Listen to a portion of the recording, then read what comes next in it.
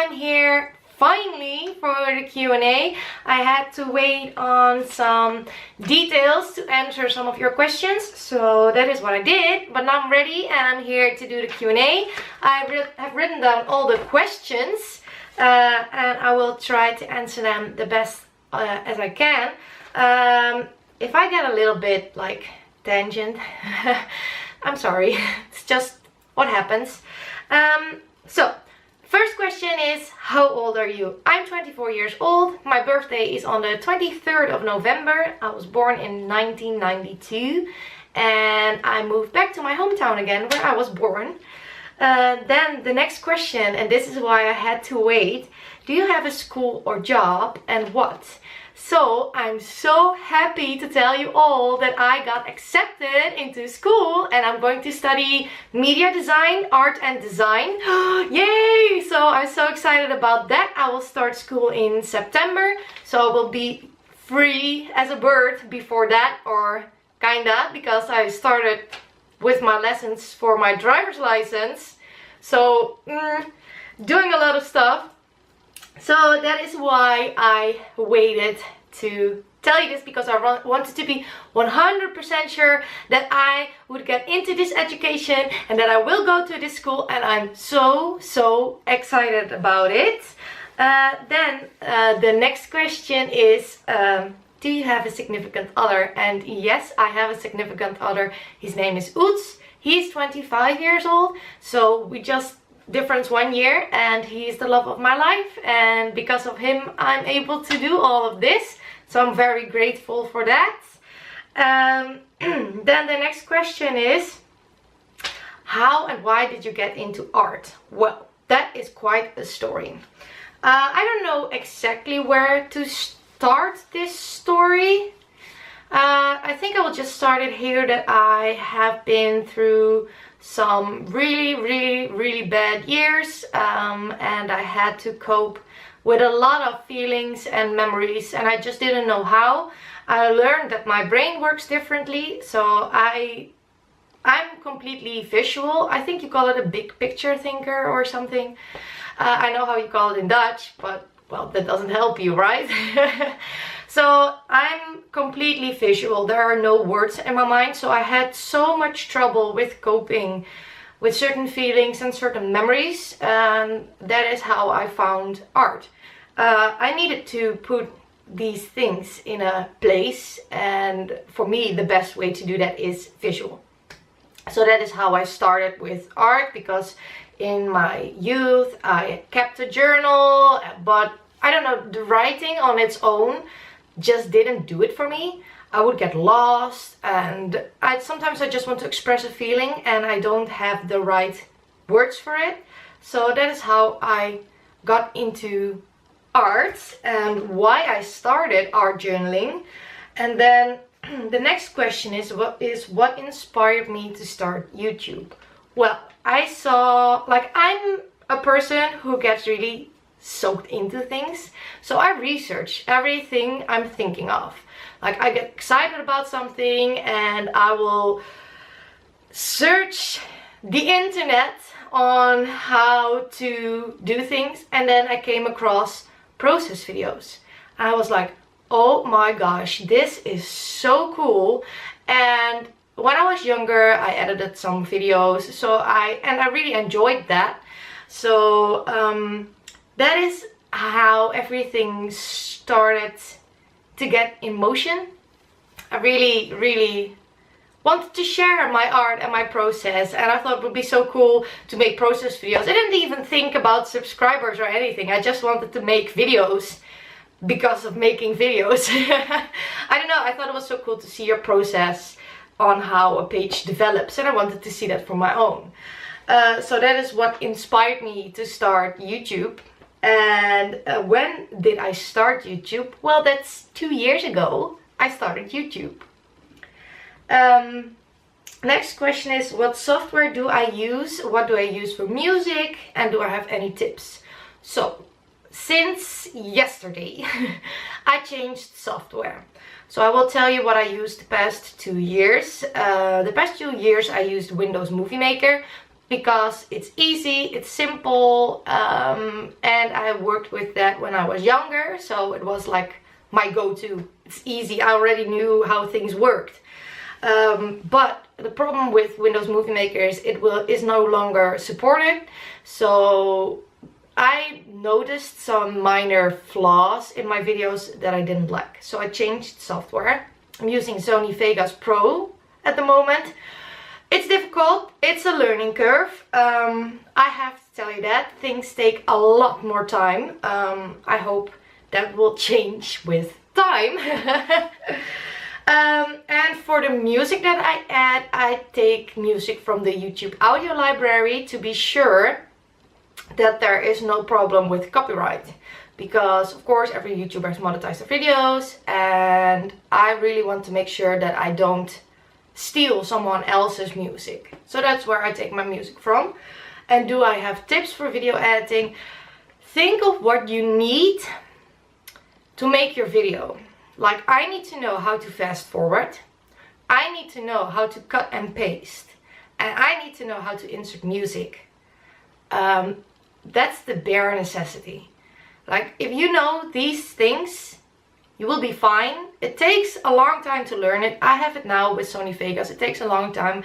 But I just go on YouTube or I Google how to cut and paste a video. How to add music to my video. That's what I do for learning, and there are some amazing people out there that have videos on YouTube where you watch with their screen on how to do things, and that is how I learned it. And in the past we didn't have that on YouTube when I learned with Windows Movie Maker. I think I just spent hours and hours discovering buttons, and it was like, I want to cut this piece out, how do I do it? So you have to split the screen, split the frame, and then push delete. How do I do that? That's what I essentially did. So make a list. What is it what you want to have or need to make your video? The bare necessities. And all the fancy stuff will come later on when you get lots and lots better in it. But that's the bare necessity. Next question is, who inspired my style? So I've been through a lot of phases with my style. I think now I'm in a place where I'm developing my own, but I started out watching Vicky, Nika and Mixed Media Jen, and they learned me techniques. So I took from everyone something, like what they did, a certain technique, and made it my own. So I don't know if you can say my style is inspired by someone.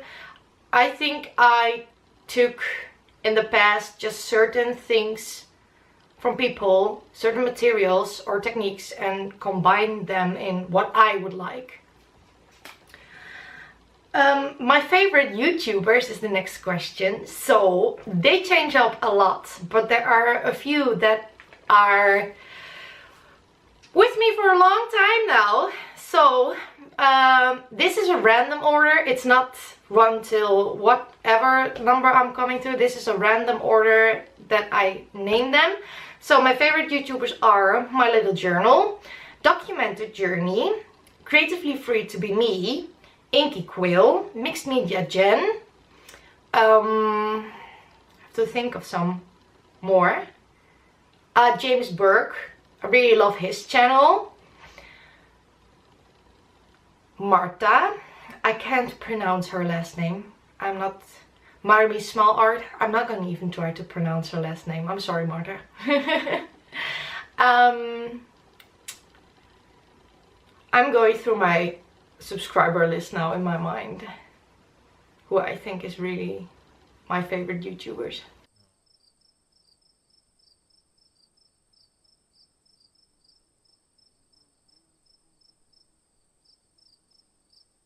I think I will leave it here now.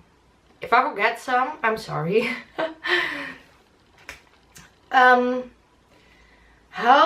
Next question is, how do I get inspiration? Well, my inspiration comes from how I'm feeling, what I'm doing during a day, what happens in my life.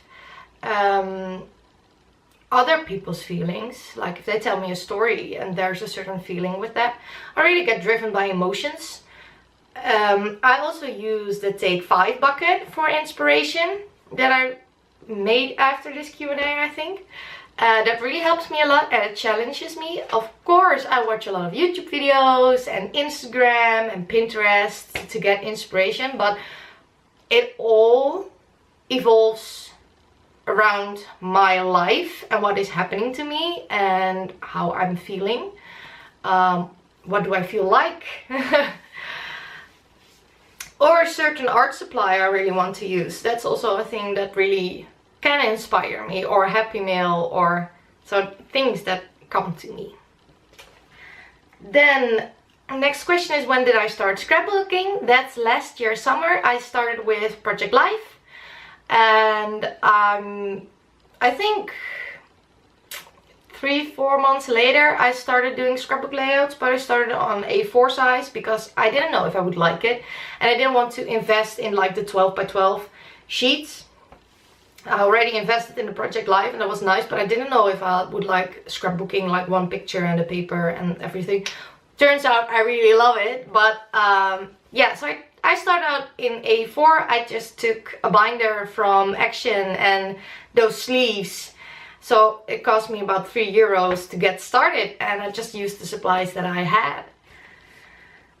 Next question is, what are my favorite art supplies? Well, that is a very, very difficult question for me, because I don't think there is just one art supply that tops everything off, because I like to do so many different things.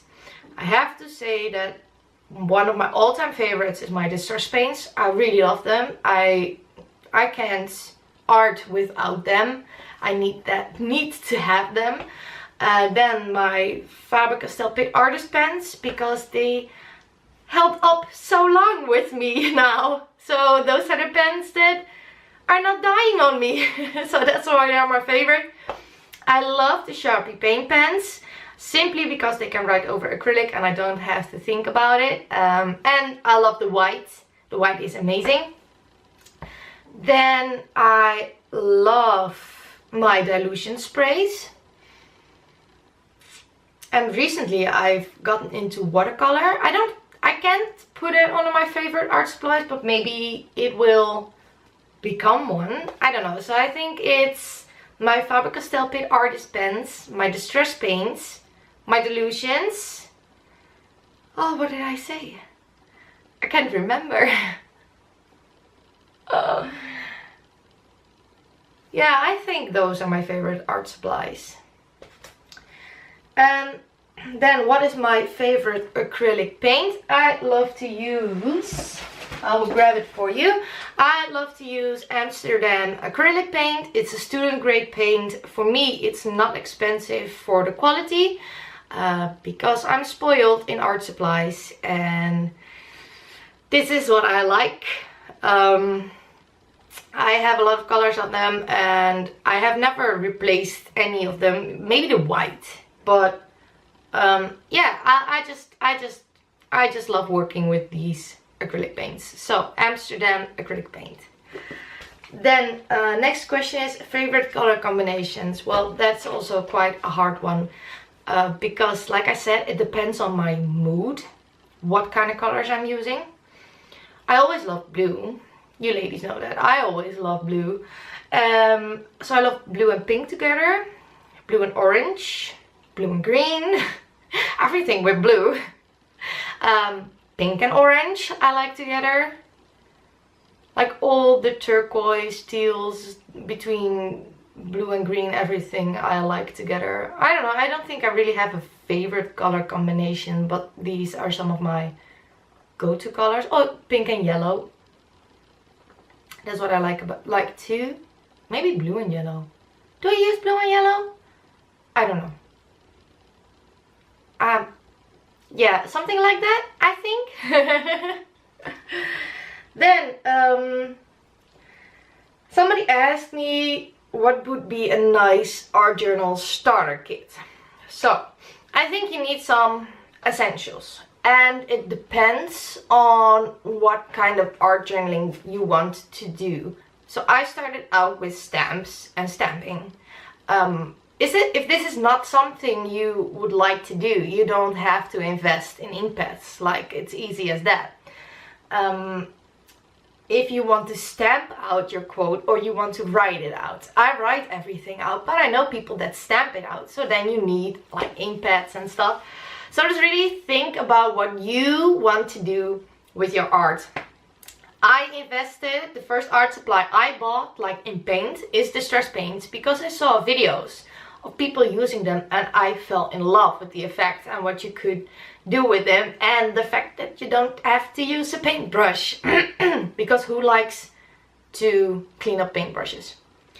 So I think that's a very difficult question to answer. I think you need a pen, a good pen that's water resistant.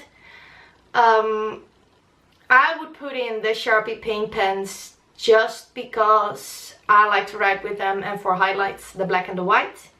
If you want to stamp, I would say StazOn, because that stamps on acrylic paint. And for when you start out, you only need some paints. It can be distress paints, but you can just buy some cheap acrylic paints. It's not about the supplies, it's really what you want to do with it. And do you want to draw or not? Then you need a pencil. You can also get a stack of magazines and cut pictures out of them for collage, so then you have pictures and paint.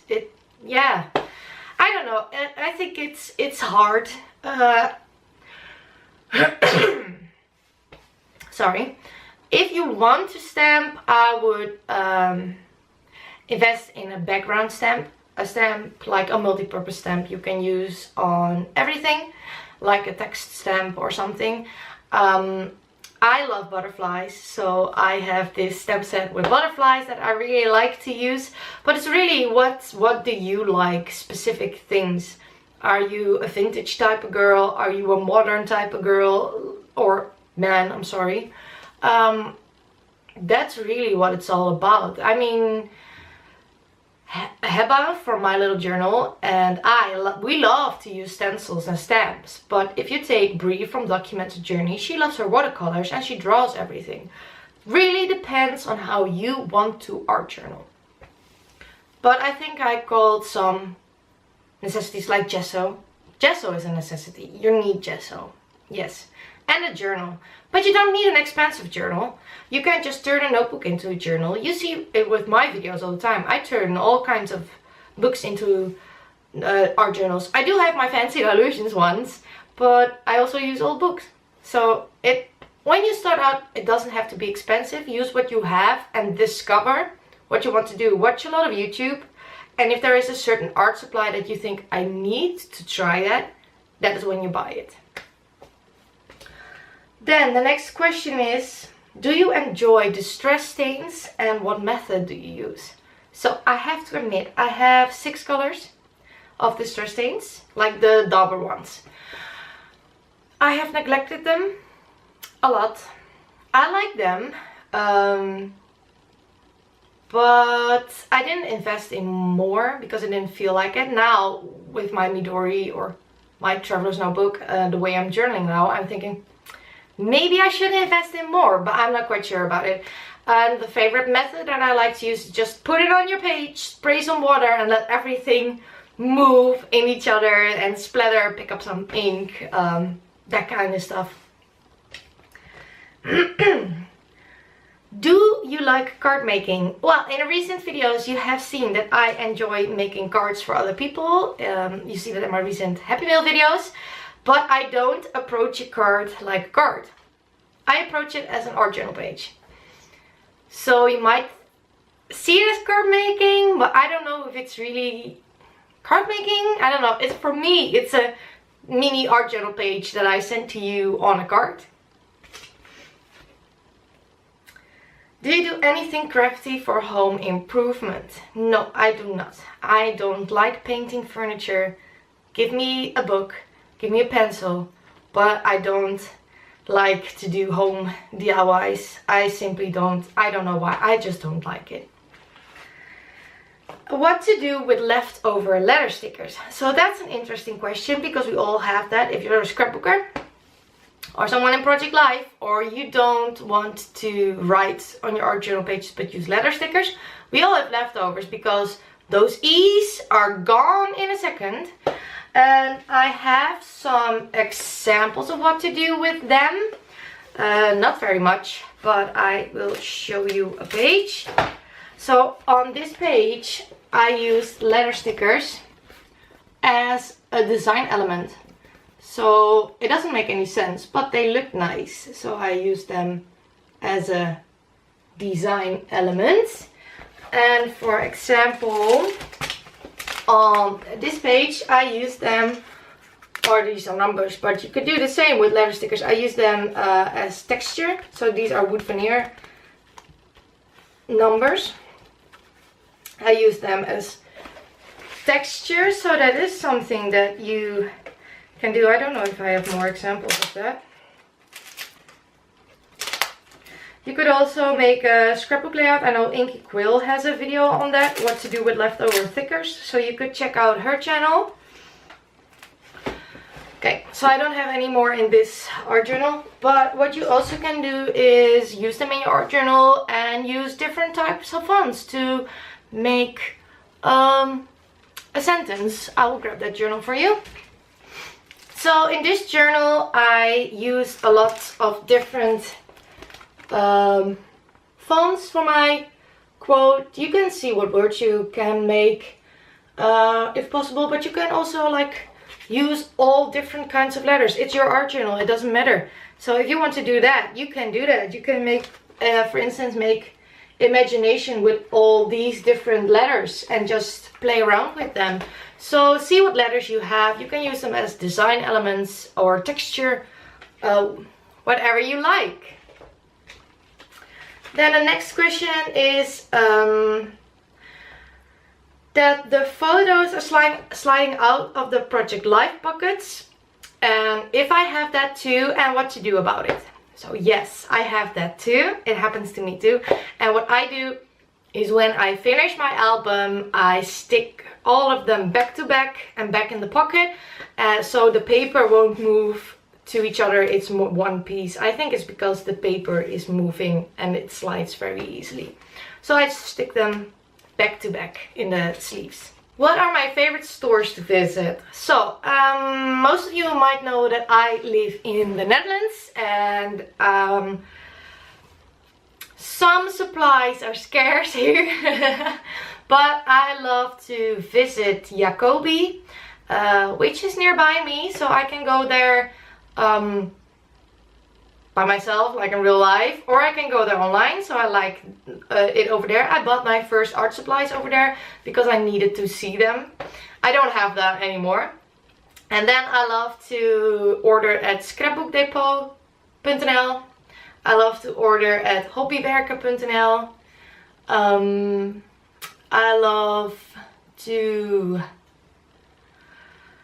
I loved Scrubby, but Scrubby closed. And scrapdelight.nl, that's a website I like to order. It really depends on where they have my supplies and where they are cheapest. Oh, and in the Pocket Designs.nl, I think it's .nl. I love to order there for my Project Life stuff.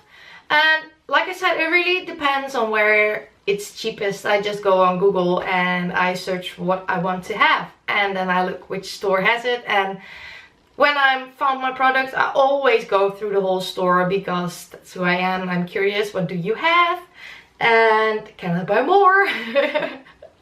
So that is what I do. But my most recent purchases are from scrapbookdepot.nl and hobbywerken.nl. Then last question, if you could be better at something, what would that be? I don't know if this is art related or life related, but with art I would love to be better at drawing. And that's just something that takes my concentration, and I have to work for it, which is there's nothing wrong with that, but I would love to be able to draw more things, different things, and be better at it. Easy as that. And in life, I think better at planning, because I'm not that good at planning. I don't have a sense of time, so that's probably sometimes a bit of a problem. Okay, so those were all the questions. I hope you got the answer you wanted.